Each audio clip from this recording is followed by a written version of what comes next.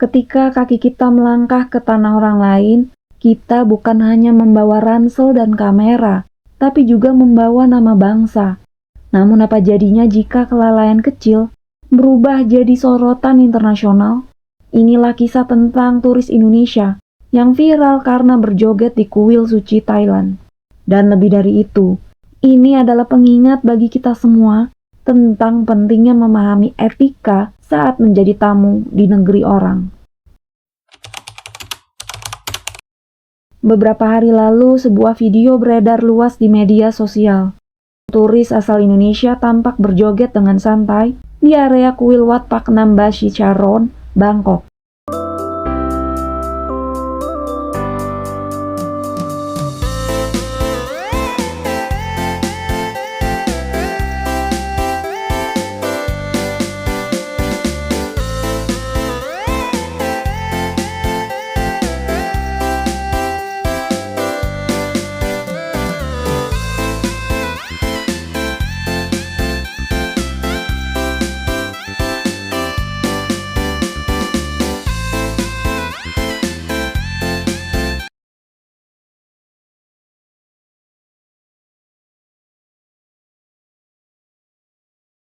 Wat Pak Nam bukanlah tempat wisata biasa.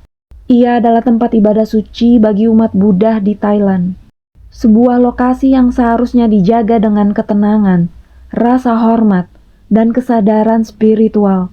Aksi para turis ini langsung menuai respons keras.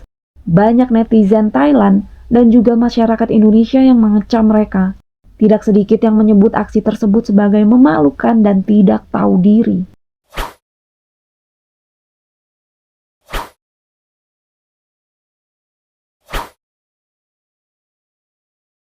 Meski belum ada laporan resmi soal sanksi hukum, tapi dampaknya jelas.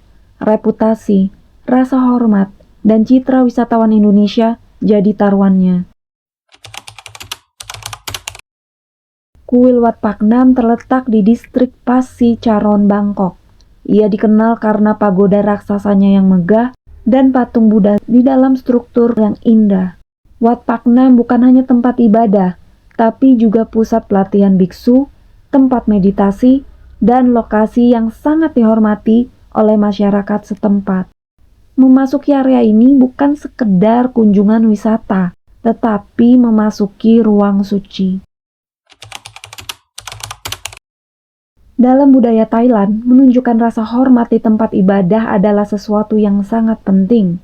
Tertawa berlebihan, berbicara keras, apalagi berjoget, dianggap sebagai penghinaan terhadap tempat suci.